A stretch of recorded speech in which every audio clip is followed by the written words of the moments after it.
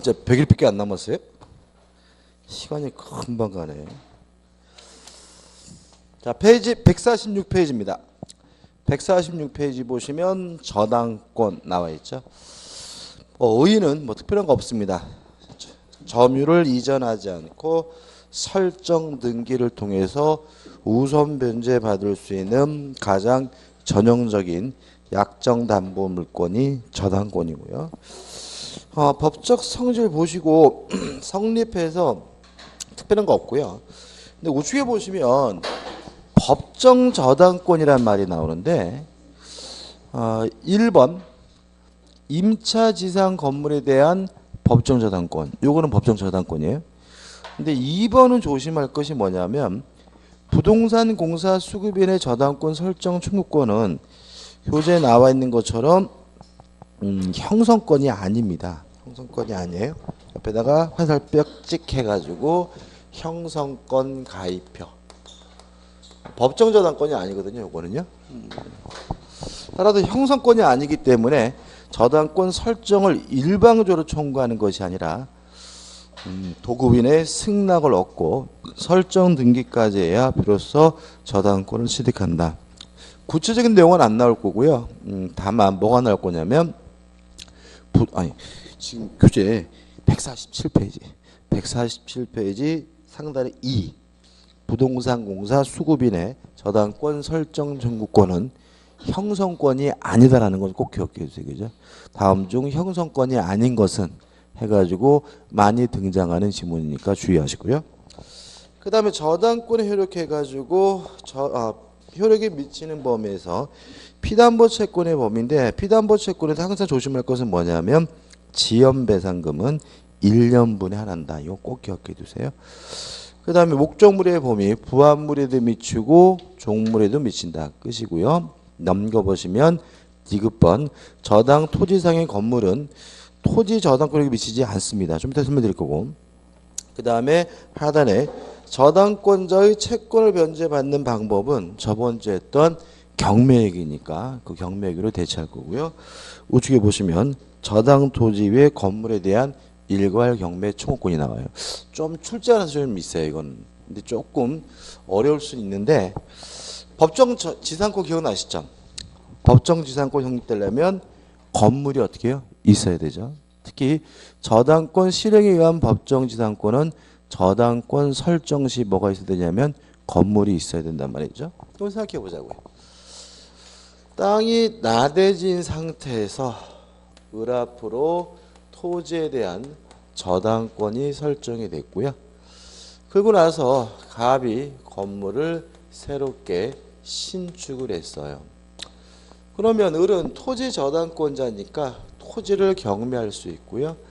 토지가 경매가 돼가지고 병이 경락을 받았을 때 갑은 법정 지상권을 취득할 수가 없습니다. 따라서 이 건물은 뭐가 되냐면 철거가 됩니다. 왜 성립하지 않는 거죠? 저당권 설정 당시 뭐가 없었기 때문에 건물이 없었기 때문에요. 그럼 이런 경우에 꼭 토지만 경매되느냐? 아니다. 이럴 때는 건물과 토지를 한꺼번에 다 싹 경매에 넣을 수 있는데 그게 뭐냐면 저당 토지 외 건물에 대한 일괄 경매 청구권이라는 권리고요. 효과는 토지 대금에서만 우선 변제 받을 수 있습니다. 건물 대금에서는 뭐 받을 수 없냐면 우선 변제 받을 수가 없어요. 여기까지 정리해 보자 말이죠. 저당권 설정 당시 건물이 없었고요.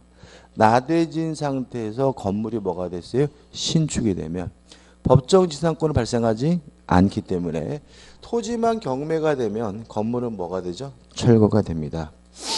이때 저당권자는 건물과 토지를 한꺼번에 다 경매에 넣을 수도 있는데 이거 우리가 저당 토지 외 건물에 대한 일괄 경매 청구권이라고요.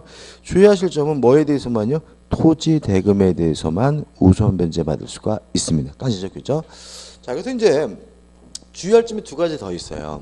첫째는 토지만 경매할지 일괄 경매할지 저당권자가 자유롭게 선택하는 것이 가능하다. 기억해 두셔야 됩니다. 다시 말하면 채무자가 일괄 경매해달라고 뭐 하지 못해요? 청구하지 못해요. 누구 마음이요? 저당권자 마음이고요. 또 하나 주의하실 것은 반드시 저당권 설정자인 갑이 건물을 소유하고 있어야 됩니다. 만약에 예를 들어서 병이 건물을 소유하고 있는 상태라면 을은 일괄 경매하지 못합니다. 다만 주의하실 것은 누가 신축했는지 중요하지 않아요. 만약에 병이 신축했더라도 갑이 뭐하고 있다면요? 소유하고 있다면 일괄 경매가 가능하다는 점 주의하시기 바랍니다. 그래서 만약에 저당권 설정자가 반드시 건물을 신축하여야 한다. 그럼 뭐예요? X죠. 저당권 설정자가 반드시 건물을 소유하고 있어야 한다는 지문은 뭐죠? O. 맞는 지문이니까 주의하시기 바랍니다. 그 다음에 제3취득자의 보호에서 일단 제3취득자는 저당권이 설정된 후에 권리를 취득한 사람을 제3취득자라고 하고요. 세 가지로 보호합니다. 첫째는 변제하고 돈을 갚고 저당권의 소멸을 청구할 수가 있고요. 아니면 니은번 경매인인데 가로 남아있는 것처럼 낙찰인입니다. 이게 살매자예요. 경락을 받을 수 있고요. 만약에 쫓겨나게 되면 필요비 유익비에 대해서 우선 상환받을 수 있다는 거 기억하시면 되고, 다시 말씀드리지만 제3취득자가 누구죠? 매매할 거죠. 저당권 설정 후 권리를 취득한 사람. 권리를 취득한 사람 우리가 제3취득자라고 하고, 특징은 어떻습니까? 경매가 되면 권리를 뭐죠? 박탈당할 위험이 있는 사람이죠. 이 사람들은 돈을 갚든지 아니면 경락을 받든지 아니면 필요비 유익비에 대해서 우선 상환받을 수가 있습니다. 그 다음에 3번 저당권 침해에 대한 구제에서 1번 물권적 충후권이 있거든요. 근데 저당권자는 반환 충후권이 없어요. 왜요? 저당권자는 스스로 뭐하지 못하는 권리죠? 점유하지 못하는 권리니까요. 그럼 반환 충후권이 없는 물권이 총 3가지인데 지역권, 반환 충후권 없고요. 그 다음에 유치권, 반환 충후권 없고 저당권, 반환 충후권 없다. 은근히 잘 냅니다. 그래서 지역권, 유치권, 저당권은 반환 충후권이 없다는 거 꼭 기억해 두시고요. 그 다음에 넘겨보시면 피해를 입었으면 손해배상 청구할 수 있고요. 또 3번에 기억해가지고 이러한 침해에 의해서 담보가 부족하면 담보물 보충을 청구할 수가 있고요.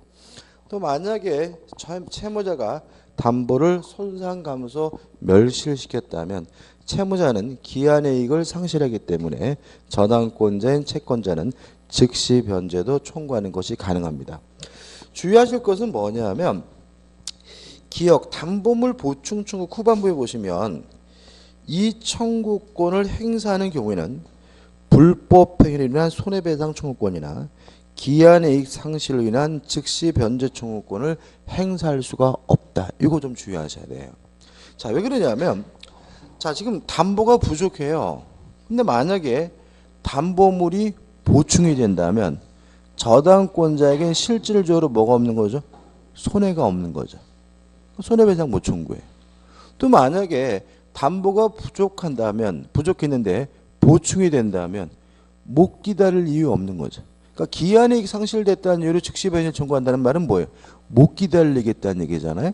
근데 만약에 담보를 보충해 준다면 못 기다릴 이유가 없는 거니까 보충을 청구하고 나서는 손해배상도 청구할 수 없고 즉시 변제도 청구할 수 없다는 거 하나 꼭 기억해 두시면 되고요. 그 다음에 저당권의 처분과 소멸은 한번 읽어보시되 특별한 거 없고 우측에 보시면 근저당에서 의와 특질이 나오는데 근저당이란 장래 증감 변동하는 불특정 불확정한 채권을 채권 최고액 범위 내에서 우선 변제받을 수 있는 담보물권이 근저당원이거든요. 설정에서 설정 계약을 하고 등기를 하면 되고요. 넘겨보시면 근저당권의 이전이 나오는데 5번 해가지고 근저당권이 효력해서 피담보 채권의 범위가 나오는데요. 유의하실 것은 교재에 나와 있는 것처럼 예를 들어서 실제 갚아야 될 돈이 1억 5천이에요. 근데 근저당권이 설정되어 있는 채권 최고액이 1억이다. 이럴 때는 채무자는 얼마를 갚아야 근저당권의 말소를 청구할 수 있냐면 1억 5천을 다 갚아야 근저당권의 말소를 청구할 수가 있고요. 이에 반해서 제3취득자나 물상보증인은 1억 5천을 다 갚는 것이 아니라 채권 최고액인 1억만 갚으면 근저당권의 말소를 청구할 수 있다는 거 꼭 기억해 두시기 바라고요. 그 다음에 2번 담보되는 채권에 확정해가지고 주의하실 것은 니은인데 원칙적으로 근저당권자가 경매를 신청하면 채권액이 확정이 됩니다. 다만 선순위 근저당권자의 피담보 채권의 확정 시기는 경락대금 완납시 확정이 됩니다. 저번주에도 기억나나요? 경매가 되면 모든 저당권은 어떻게 해요? 무조건 소멸하죠. 그러면 후순위 권리자가 경매를 신청하더라도 선순위 근저당권도 소멸이 돼야 돼요. 그래서 채권액이 뭐가 돼야 돼요? 확정이 돼야 되는데 이 사람은 스스로 원해서 확정되는 게 아니라 후순위 권리자 때문에 확정되는 거잖아요. 그래서 손해를 최소화하기 위해서 최대한 그 시기를 늦춰주는 거죠. 언제요? 경락대금이 완납할 때까지. 그래서 원칙적으로 근저당권자가 경매를 신청하면 채권액이 뭐가 되죠? 확정이 된다. 다만 선순위 근저당권자의 채권액의 확정 시기는 경락인이 경락대금 완납시라는 거 잊지 마시기 바랍니다. 공동저당은 보지 않으셔도 될 것 같습니다. 너무 지엽적입니다. 끝입니다. 자, 이제 계약법으로 가셔가지고 156페이지 계약에 의의 계약자유 약관 이거는 한번 쭉 소설책 보듯이 읽어보시는 부분이고요. 출제 가능성은 많지 않고 158페이지 오시면 계약에 성립해가지고 일단 계약은 청약이 있고 그에 응하는 승낙이 있으면 그것만으로 계약이 뭐가 되냐면 성립이 돼요. 그래서 청약이 있고 그에 응하는 승낙해가지고 2절 청약과 승낙에 의한 계약의 성립이 나오고 1번 청약이 나오는데 일단 청약의 의미는 그냥 계약을 청한다는 얘기죠. 그 다음에 청약의 내용은 뭐가 돼요? 확정돼야 된다는 말이 나오고 근데 맨 밑에 보시면은 청약자와 상대방이 나와요. 이건 지문으로 자르는데 이건 뭘 생각하시면 되냐면 커피 자판기를 생각하시면 돼요. 큰 길가에 커피 자판기가 설치되어 있으면 요새 자판기 커피 잘 안 먹죠, 그죠? 그죠? 얘가 멀뚱멀뚱 가만히 서 있는 것 같지만 실제로는 뭐 하고 있는 거죠? 커피 사세요, 커피 사세요, 커피 사세요. 뭘 하고 있는 거죠? 청약을 하고 있는 거죠. 누구한테요? 길거리를 지나다니는 사람을 향해서. 따라서 청약의 상대방은 불특정 다수라도 상관이 없는 거죠. 물론 이 자판기를 설치한 사람이 누구겠어요? 청약자인데 누구인지 알 필요는 없어요. 그죠? 우리 커피를 꼽아 먹기 위해서 이 자판기를 안영찬에 설치했다. 이런 건 중요한 게 아니잖아요. 그죠? 또 청약자가 뭐 될 필요도 없어요? 명시될 필요도 없죠. 다만 누군지 모르지만 뭐이기만 하면 돼요? 특정한 사람이기만 하면 되거든요. 그래서 한번 읽어보면 밑에 세 번째 줄. 청약은 특정인으로부터 특정인에게 행해지는 원칙이다. 그러나 청약자가 뭐예요? 명시되어야 하는 것은 아니고 커피 잡혀 생각하세요. 또한 그 상대방이 특정되어 있어 하는 것은 아니다. 다시 말하면 청약자는 뭐예요? 특정이지만 청약의 상대방은 뭐래도요? 불특정 다수래도 상관이 없다는 거 기억해 두시고요. 우측에 보시면 2번 청약에 효력해서 효력 발생 시기가 나오는데 일단 이것도 뭐예요? 의사표시입니다. 따라서 도달이 되면 효과가 생기는 거죠. 그렇기 때문에 2번 청약이 구속력 해가지고 도달된 후에는 뭐 하지 못하냐면 철회하지 못해요. 만약에 기억 승낙기간이 정해져 있다면 그 기간 내에 철회하지 못하고요. 또 승낙기간이 정해져 있지 않다면 상당한 기간 내에 뭐 하지 못해요? 철회하지 못하는데 중요한 건 아니고. 넘겨보시면 이제 승낙이 나옵니다. 승낙의 상대방은 누구냐면 청약자다. 승낙의 상대방이 누구죠? 청약자.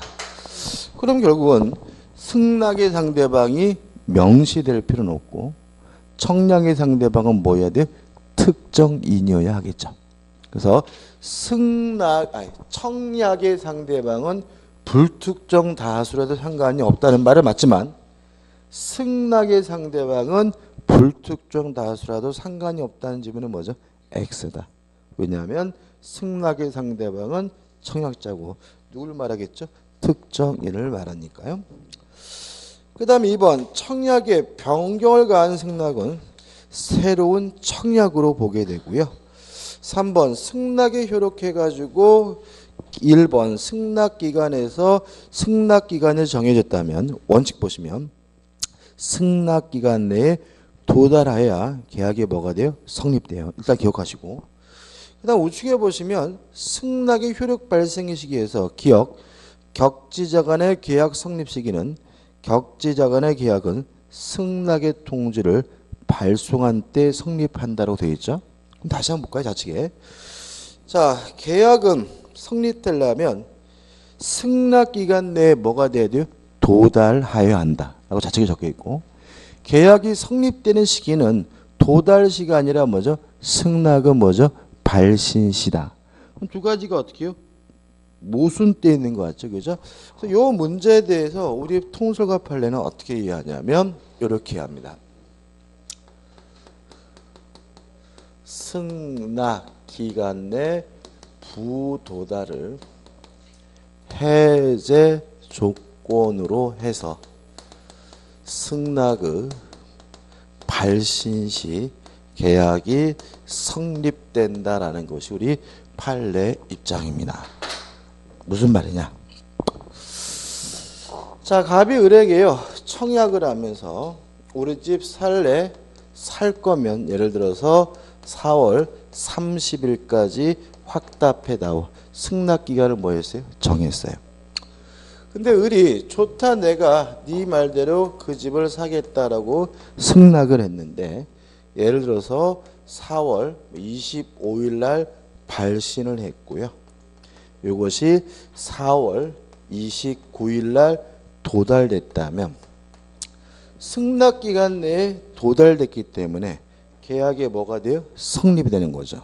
근데 성립되는 날짜는 4월 29일이 아니라 뭐죠? 4월 25일입니다. 근데 만약에 이것이 5월 1일 날 도달이 됐어요. 그러면 승낙기간 내에 뭐 하지 못한 거죠? 도달하지 못한 거죠. 해제 조건이라는 말은 성립했던 계약의 효과가 어떻게 해요? 없어져 버린다 이런 얘기인 거죠. 그래서 일단 계약은 언제 성립하는 거죠? 승낙의 발신시 일단 성립됩니다. 다만 승낙기간 내에 뭐가 돼야 돼요? 도달이 돼야 되고 도달하지 못했다면 성립했던 계약의 효과가 어때요? 없어져 버리는 거다. 이렇게 이해하는 것이 뭐죠? 통솔이고 판례 입장입니다. 만약에 이 말 자체가 헷갈린다면 따로따로 기억하시면 돼요. 계약이 성립되는 시기는 언제냐? 승낙은 뭐죠? 발신시다. 다만 계약이 성립되려면 승낙 기간 내에 뭐가 돼야 돼요? 도달이 돼야 된다. 이렇게 따로따로 기억해서 하고 이걸 합치면 승낙 기간 내에 도달해야 계약이 뭐가 돼요? 성립되니까 승낙 기간 내에 도달하지 못하면 해제 조건이란 말은 성립했던 계약 효과가 어떻게 없어진다. 이런 얘기인 거죠. 아무튼 계약이 성립되는 시점은 매치든 해치든 언제 성립합니까? 승낙의 발신시라는 거 잊지 마시면 합니다. 우측에 니은번 대화자가 나온 대화자는 안 내거든요. 그래서 뭐만요? 격지자 하나만 기억하시면 돼요. 그 다음에 기타 방법에서 교차 청약 똑같은 내용의 청약이 교차가 된다면 굳이 별도로 뭐 할 필요 없죠? 승낙할 필요 없지. 양 청약이 모두 도달되는 순간 계약이 뭐가 돼요? 성립되고요. 그 다음에 의사 실현에 의한 계약 성립은 꼭 승낙을 뭐로 할 필요는 없어요? 말로 할 필요는 없다. 승낙으로 볼 수 있는 행위가 있다면 그 행위를 하는 순간 바로 계약이 뭐가 돼요? 성립되게 된다. 이게 뭐죠? 의사 실현에 의한 계약 성립입니다. 좀 정리해 볼까요? 일단 계약이 성립되려면 청약이 있고 그에 행하는 뭐가 있어야 돼요? 승낙이 있어야 된다. 첫 번째 신경 써야 될 것이 뭐라고요? 커피 자판기. 청약의 상대방은 불특정 다수라도 상관이 없지만 청약자는 뭐죠? 특정한 사람이어야 되고 명시될 필요는 없다. 그 다음에 승낙의 상대방은 누굴 말하죠? 청약자를 말하니까 승낙의 상대방도 누군지 명시될 필요는 없지만 뭐에 대해 특정인이어야 한다. 이거 하나 기억해 두시고, 그 다음에 계약이 성립되려면 승낙기간 내에 뭐가 돼야 돼요? 도달이 돼야 되고, 계약이 성립된 시기는 도달된 때가 아니라 뭐죠? 승낙의 발신시다. 따라서 승낙기간 내에 도달하지 못하면 해제 조건을 해서 승낙의 발신시 계약이 뭐죠? 성립된다는 게 판례 입장이다. 무슨 말이냐? 일단 승낙을 발신하는 순간 계약이 뭐가 돼요? 성립이 되는데 승낙기간 내에 도달해야 되고 도달하지 못한다면 성립했던 계약 효과가 어때요? 없어진다. 이런 얘기고요. 그 다음에 기타 방법에서 똑같은 내용의 청약이 교체가 되면 별도로 뭐 할 필요 없죠? 승낙할 필요 없이 양 청약이 모두 도달되는 순간 계약이 뭐가 돼요? 성립되고, 또 의사 실현에 의한 계약 성립이라는 말은 승낙을 꼭 말로 해야 되는 건 아니다. 승낙으로 볼 수 있는 뭐가 있으면요? 행위가 있으면 그 행위만으로 계약이 뭐가 돼요? 성립된다까지죠. 자, 넘겨보시면 이제 162페이지에 뭐가 나오냐면 계약 체결상의 과실이 나옵니다. 그죠?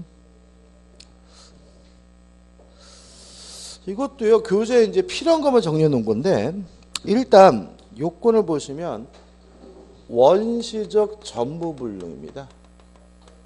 원시적 전부불능인데 계약 체결자가 원시적 전부불능한 사실에 대해서 알았거나 알 수가 있었고요. 상대방이 원시적 전부불능에 대해서 선의고 무과실이면 전부불능이죠, 그죠? 원시적 전부불능인데도 불구하고 무효인데도 불구하고 체결자는 상대방에게 책임을 져야 되는데 요 책임이 뭐죠? 계약 체결상의 과실 책임인 거죠. 따라서 계약 체결상의 과실 책임은 무슨 불능에서만 문제됩니까? 원시적 전부불능에서만 문제가 됩니다. 요건은 체결자는 알았거나 알 수 있었고 상대방은 뭐 해야 돼요? 선의고 무과실이 되고요. 효과는 신뢰이익을 배상합니다. 다만 무엇보단 클 수 없냐면 이행이익보다는 클 수가 없습니다. 여기까지인데요. 교재 보시면 좌측 하단에 박스가 나와요. 어떤 문제냐면은 계약 교섭 중 지금 계약 체결하기 전이죠, 그죠? 일방이 파기했어요. 일방이 파기한 경우에 우리 학설은 계약 체결상의 과실 책임을 인정해야 된다라고 하고 있는데 우리 판례는 그렇지 않습니다. 우리 판례는 요때는 불법 행위를 원인으로 무엇을 청구할 수 있냐면 손해배상을 청구할 수 있다는 얘기고요. 내용은 신뢰이익을 배상하되 무엇보다는요 이행이익보다는 클 수가 없다는 점에서는 같습니다. 그래서 만약에 문제 지문에서 계약 교성 중 일방으로 파기한 경우에도 계약 체결상의 과실 책임을 물을 수 있다. 그럼 뭐가 돼요? X다, 그죠? X다. 기억을 돕기 위해서 판례라는 소식이 들까요? 전주 우석대라는 대학이 있죠, 그죠? 갑이라는 분이 전주 우석대학에 교직원 시험에 응시를 했어요. 근데 교직원 시험 응시에서 합격을 했습니다. 합격을 하니까 얘가 이제 어떻게 해요? 취직된 거잖아요, 그죠? 흐뭇해가지고 이제 맨날 뭐만 하는 거죠? 술 처먹고 당구 치고 미팅하고 완전 뭐죠? 폐인 생활을 하는 거죠, 그죠? 사립대학교 교직원도 신분이 뭐죠? 이렇게 그 사립학교 교직원이기 때문에 괜찮더라고요. 연금도 잘 나오고 그렇더라고요. 그러니까 갑이 어떻게 맨날 이제 폐인 생활을 하는데 이제 집에서 엄마가 뭐라 그랬어요? 이 자식 맨날 술 처먹고 다닌다고 그죠? 그럼 뭐라 그랬어요? 아이씨, 엄마 나 이제 취직했잖아 막 이러면서 그죠? 근데 몇 개월을 그랬는데도 연락이 없어요. 전화한 거죠. 아니 내가 합격을 했는데 왜 저한테 출근하란 말을 안 합니까? 그러니까 대학 측에서 뭐 합격했는데 뭘 걱정하느냐. 너 나중에 출근하려면 이러이러이러한 서류가 필요하니까 서류나 준비해라 해가지고 서류를 다 제출했어요. 다 제출하고 나서 이제 어떻게 해요? 끝난 거잖아요, 그죠? 그러니까 어떻게 해요? 당구 치고 술 처먹고 미팅하고 이런 생활을 13개월을 했어요. 13개월을 했는데 우속대학에서 통지서가 왔습니다. 귀와 같은 우수한 인생을 채용하지 못한 게 심히 뭐죠? 유감이다. 이렇게 통지서가 왔어요. 불합격 통지서 받아보셨어요? 저 옛날에 한번 좀 받아봤거든요. 뭐죠? 불합격 통지서 받으면요. 집안 분위기가 완전히 뭐죠? 거지 같습니다. 그죠? 그러니까 왜냐하면 이게 사람이 이제 뭔가 이렇게 서류가 오면 이제 집에서 뭐죠? 안 뜯어오잖아요, 그죠?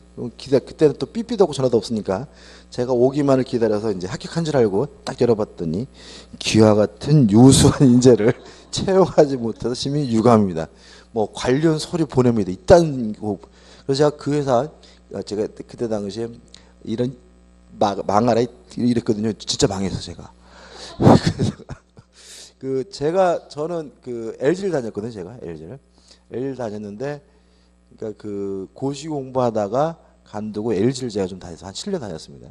근데 고시 공부하다 간두고 이제 취업하려고 할 때 저희 때는 투자 신탁 회사가 제일 인기 있었어요. 그러니까 투자 신탁 회사는 서울대 법대 아니면 서류 전형을 통과를 못했어요. 제가 한양대 법대 나왔잖아요.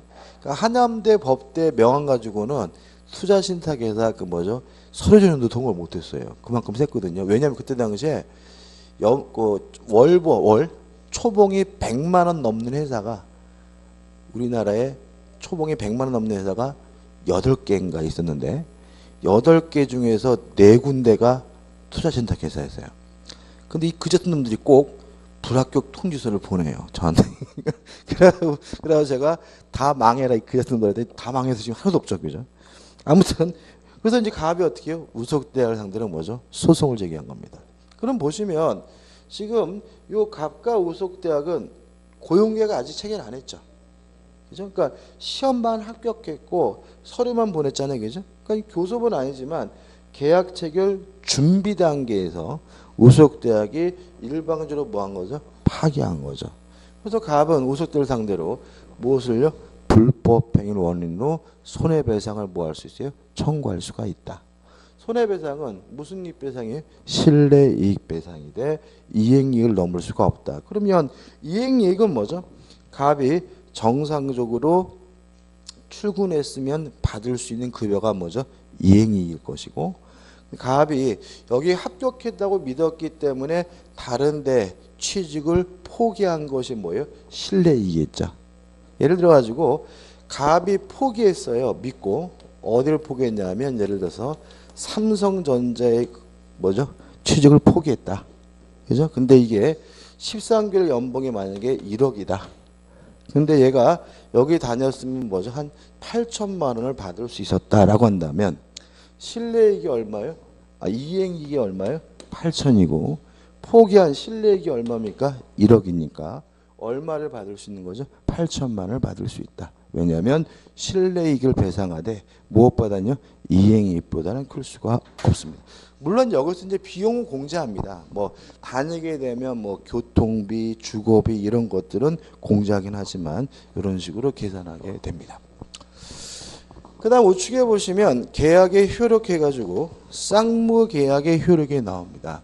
그래서 제가 이제 그때 취직 얘기하니까 말씀드립니다. 그래가지고 이제 떨어졌잖아요, 그죠? 저는 그때 왜 돈독이 올라가지고 월급 잘 주는데 최고더라고요. 그래서 제가 LG 그 회사 이름 말 안 하겠습니다. 거기가 또 그 월급 100만 원이 없는 초봉 100만 원 없는 8개 회사 중에 하나였어요. 그래가지고 6번째여가지고 제가 합격을 했습니다. 거기에. 그래가지고 이제 막 얼마 줘야겠죠? 그래가지고 그때 보너스 달이 아니어서 첫 월급이 86만 원 받았나 봐요. 제가 꽤 큰 돈입니다. 그래가지고 막 좋았는데 한 6개월 다녀보니까 월급을 많이 주는 이유를 알겠더라고요. 와, 진짜 제가요 사무실에서 걸어 다녀 본 적이 없어요. 7년 동안. 얼마나 바쁜지. 전화기가 막 그 제 책상에 있는 전화기가 막 2개, 3개 막 대고 얘기하고 막 거기다 또 제가 또 법활 전공해 가지고 뭘 했냐면 법무팀에 있었거든요. 근데 법무팀에 있으면은 영화 보면 이게 좀 세련돼 보이잖아요, 그죠? 근데 이게 소송하는 일이니까 전화 통화의 80%가 싸움이에요. 그러니까 그쪽이 회사 상대로 소송을 하기 전에 얼마나 지랄거리겠어요, 그죠? 그러니까 제가 한 7년쯤 되니까 그리고 제가 거기 다니면서 9시 뉴스에 한번 출근했어요. 대기업에 행포해가지고 제가 그 9시 바둑 반분주로 해가지고 음성 변조해가지고 막 그게 말이죠 이렇게 해서 출연도 한번 해보고 그 다음에 또 청와대도 제가 한번 불려가 봤고요. 법정 증인도 한번 서봤고 그러니까 그게 막 20대 때 그러니까 지금 나이면 그런 괜찮은데 20대 후반 30대 초반은 그게 제가 진짜 힘들었어요. 그래서 제가 관두고 이 강의를 시작한 거예요. 제가 근데 강의를 시작했는데 그래가지고 그 관두기 전에는 막 그 자살에 대한 충동을 제가 많이 느꼈습니다. 업무적 스트레스 때문에. 그래가지고 막 생각해보세요. 막 20대인데 막 9시 뉴스 나오고 막 뭐죠 검찰 조사받고 막 그 뭐죠 이렇게 증인 쓰고 막 뭐 청와대 불려가고 막 이런 식으로 막 하다 보니까 근데 막 그러다가 강의를 시작하고 나서 2002년도인데 일주일 하다가 제가 자다가 웃었어. 예, 너무 좋아가지고 와 그 이 강의가 예 저한테는 막 천지 그러니까 그 전에는 막 회사 다닐 때는 막 그 뭐 남들은 뭐 오우 그때는 이제 럭키 금성그룹이잖아요. 럭키 금성그룹 아니야? 뭐 월급도 많아 뭐 이런데 아우 그게 아니라 막 그 지옥 막 이런 거였어요. 그래가지고 그랬는데 이 강의를 시작하고 나서 딱 일주일 있다가 자다가 막 제가 아휴 행복하다. 그 지금도 그 기분이 잊지 못해요. 아무튼 그다음에 우측입니다. 계약효력입니다. 쌍무계약효력에서 처음에 뭐가 나오죠? 동시이행 항변권이 나와요. 일단 설명을 드리고 좀 사례를 좀 생각해 봐야 되는데 의는 쌍무계약은 뭐죠? 쌍방 모두에게 채무가 있는 계약이 뭐죠? 쌍무계약이죠. 따라서 쌍방의 채무는 동시에 이행해야 되고요. 지는 안 하면서 해달라고 요구하면 네가 안 하면 나도 못하겠다라고 거부할 수 있는 권리가 뭐죠? 동시항변권인데 일단 2번에서 효력해가지고 항변권 행사와 그 시기가 나와 있는데 이건 주장을 해야 됩니다. 주장을 안 하면 고려하지 않고요. 법정에서는. 그 다음에 2번 본질적 효력에는 동시이행 항변권이 인정이 되면 이행 안 해도 상관이 없기 때문에 이행 안 해도 이행지체가 아니고 채무불이행이 아니에요. 그 다음에 3번 소송상의 효력은 상한급부 판결을 내립니다. 너도 하고 너도 하라는 원고 일부 승소 판결을 내리고요. 마지막에 4번 이거 외우셔야 되는데 동시이행 항변권이 붙은 채권을 자동 채권으로 해서는 뭐 하지 못합니까? 상계하지 못합니다. 이렇게 되어 있죠. 그렇죠? 자, 근데 이걸 가지고 좀 생각해 볼 게 뭐냐면은 이런 문제입니다. 어렵게 나오면 지금 제가 설명드린 게 나올 수가 있는데 선이행 의무자 문제입니다. 교재 없습니다. 일단 선이행 의무자는 원칙적으로 동시이행 항변권을 행사할 수가 없습니다. 왜요? 말 그대로 뭐예요? 먼저 하기로 한 사람이니까 네가 안 하면 나도 못하겠다라고 뭐 할 수는 없어요? 거부할 수는 없는 거죠. 다만 예외적으로 선이행 의무자도 동시이행 항변권을 행사하는 것이 가능한 경우가 있는데 두 가지를 기억해 주셔야 되는데 첫째, 상대방에게 이행이 곤란한 현저한 사유가 존재하게 되면 네가 안 하면 나도 못하겠다라고 선이행 의무자도 동시에 항변권 행사할 수가 있고요. 두 번째, 상대방의 이행기가 도래한 경우입니다. 상대방의 이행기가 도래한 경우에는 선이행 의무자도 무엇을요? 동시에 항변권을 행사할 수가 있습니다. 일단 기억하시고, 자 한번 생각해 보자. 갑이 가지고 있는 요 아파트에 대해서 을과 만나가지고 매매 계약을 했어요. 근데 매매 계약은 대표적인 쌍무 계약이니까 쌍방의 의무는 동시행 관계인데 현실은 안 그래요. 왜냐하면 아파트 매매 대금을 일시불로 주는 미친놈은 없죠. 그죠? 일반적으로 계약하고 계약금 주고요. 먼저 뭘 주게 되냐면 중도금을 주게 되죠. 중도금을 지급하고 마지막에 뭘 주냐면 잔금을 지급하게 돼요. 결과적으로 매매 계약이 쌍무 계약이고 동시행 관계라고 하지만 실질적으로는 잔금을 지급하는 것과 이전 등기 서류를 교부받는 것이 뭐예요? 동시행 관계죠. 따라서 중도금을 주기로 한 날 등기 서류 안 주면 중도금 못 주겠다고 거부할 수는 없는 거예요. 왜냐하면 중도금은 선이행 의무이기 때문에 원칙적으로 뭘 행사할 수 없어요? 동시에 항변권 행사할 수가 없는 거죠. 다시 말하면 중도금은 등기 서류 받기 전에 먼저 주기로 한 돈이라는 얘기인 거죠. 이해되시죠? 그죠? 근데 꼭 그러느냐? 우리 중도금을 주기로 한 날 등기부 등본을 떼봤더니요. 아이고 거기에 갑자기 가압류가 설정이 돼 있어요. 그러면 바보가 아닌 다음에야 중도금 안 주겠죠. 그 가압류 말소 전까지는 돈 못 주겠다고 거부할 수 있겠죠. 이게 뭐죠? 상대방에게 이행이 곤란한 현전 사유가 뭐예요? 존재하게 된 경우죠. 이해되시죠? 자, 근데 그 문제도 아닙니다. 그냥 그냥 중도금을 안 줬어요. 다시 말하면 이행지체죠. 이행을 지체하고 있었는데 은근각근기로 버텼더니 잔금을 주기로 한 날이 됐어요. 그러면 상대방도 무엇을 주기로 한 날이 된 거죠? 등기 서류를 주기로 한 경우가 된 거죠. 그래서 이제는 원래부터 동시행 관계였던 잔금뿐만 아니라 선이행 의무인 중도금도 동시이행 관계다. 이런 얘기입니다. 따라서 이제 을은 등기 서류 안 주면 잔금도 안 주고 중도금도 안 주겠다라고 뭐 할 수 있다고요? 거부할 수가 있다. 이렇게 되는 거죠. 이해되시죠? 그죠? 자, 그럼 이제는 을이 돈 안 주는 것은 정당한 이행 거절이에요. 따라서 더 이상 뭐가 아니죠? 이행 지체가 아닌 거죠. 그래서 효과에서 2번 본질적 교력해가지고 이행하지 않더라도 뭐가 아닙니까? 이행 지체가 아니다. 이렇게 되는 거죠. 그 다음에 3번 손사유는 이런 겁니다. 그래서 갑이 열받아가지고 법원에다가 소송을 제기한 거죠. 판사님, 제가 매매 계약을 했는데 이 거지 같은 놈이 매매 대금을 안 줍니다. 그럼 법원은 을은 갑에게 잔금 중도금을 지급해라 라고 판결을 해요.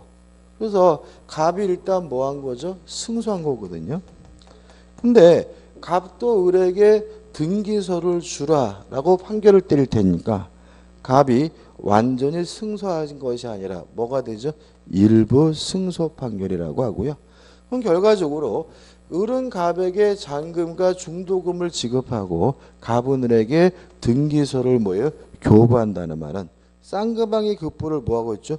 교환하고 있죠. 우리가 상한 급부 판결이라고 하는 거죠. 그래서 동시이행 항변권이 주장되면 너도 이행하고 너도 이행하라는 의미에서 원고 일부 승소 판결 또는 뭘 내리죠? 상한 급부 판결을 내리게 됨을 주의하시기 바랍니다.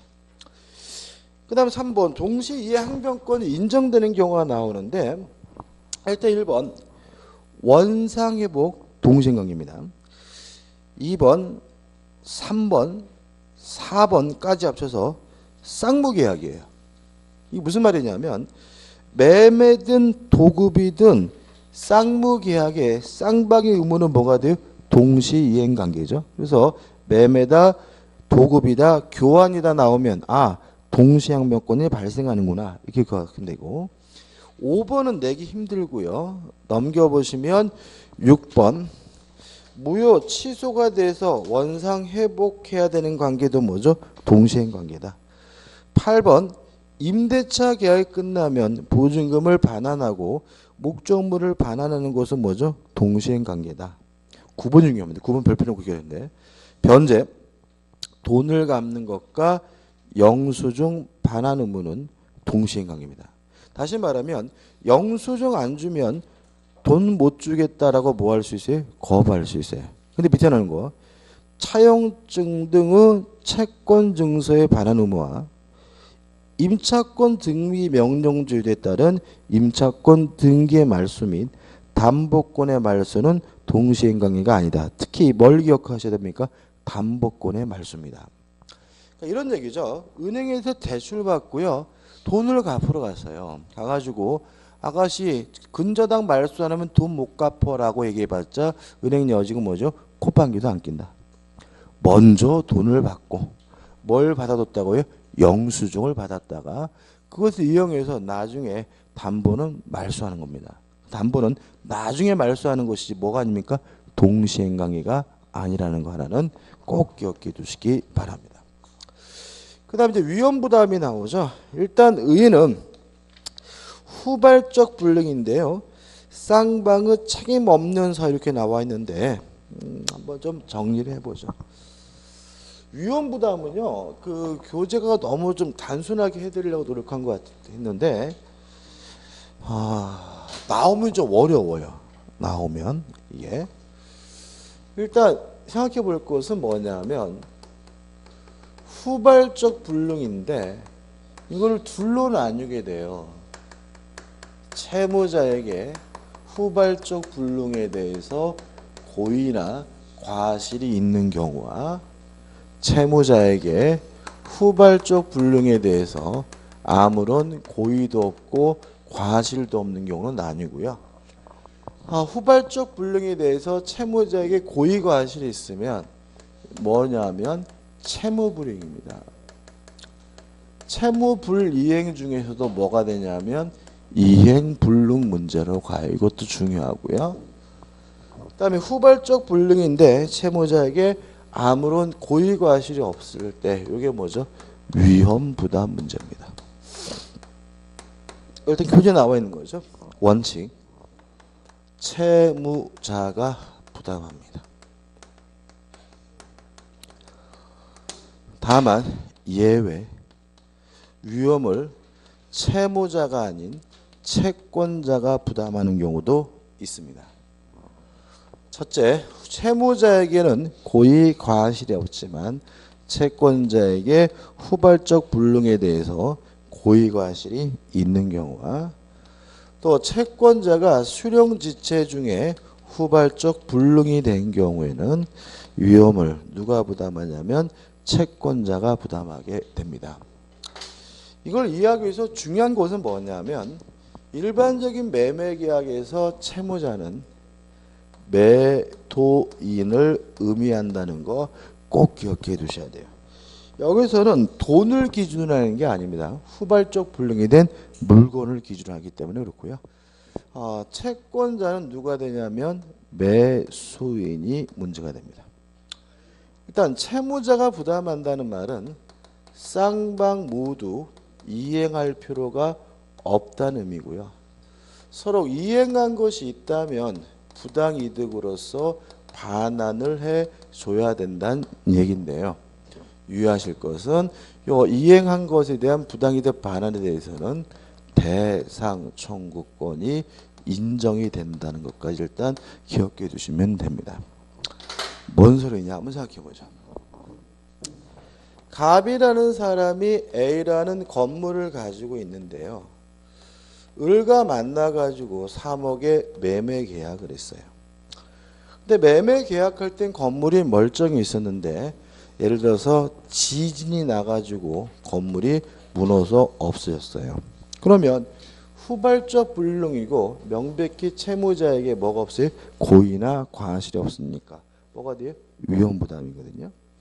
그러면 원칙적으로 채무자, 매도인이 부담한다는 말은 쌍방 모두 이행할 필요가 없다는 뜻인데 결국 을은 갑에게 대금을 뭐 할 필요 없어요?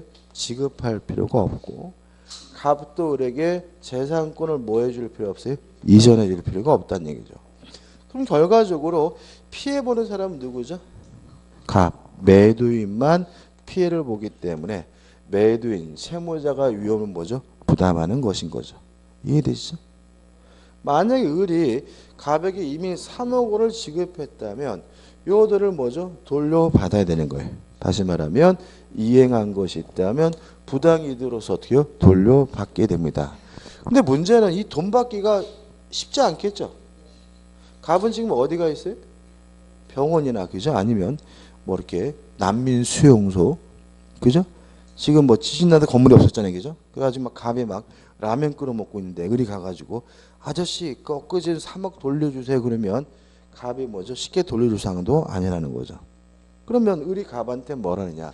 아 그러면 보상받게 될 보상금을 저한테 주십시오. 또는 보험금을 뭐요? 대신 주십시오라는 뭘 인정한다는 거죠? 대상 충고권이 인정된다는 얘기죠. 그 다음에 지진 난 게 아니라 을이 과실로 화재가 발생했어요.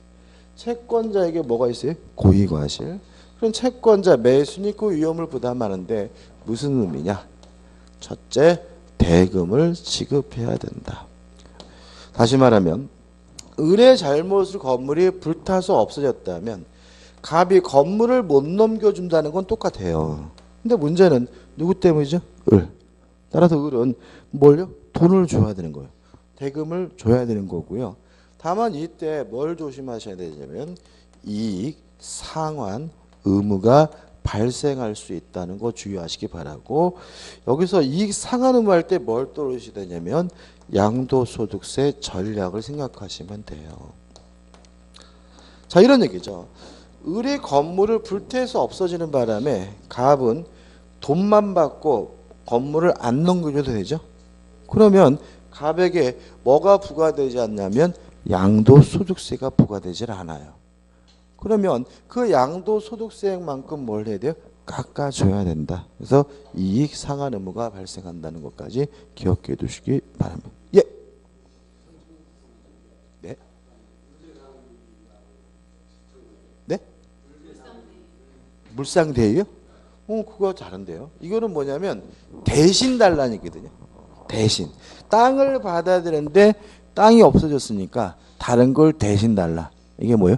대상증후권. 이렇습니다. 그러니까 이 경우에도 지금 을의 갑에게 지급한 3억 원을 받아야 되잖아요. 근데 갑이 뭐죠? 3억이 없대요. 그러면 네가 받을 보상금이라도 대신 나오. 이게 뭐예요? 대상증후권. 네가 받을 보험금이라도 뭐예요? 대신 나오. 이게 뭐죠? 대상증후권. 이런 겁니다. 물상대하고 좀 달라요. 이제. 예. 자 여기까지고요. 좀 쉬었다가 우측에 제3자를 위한 계약을 보도록 하겠습니다.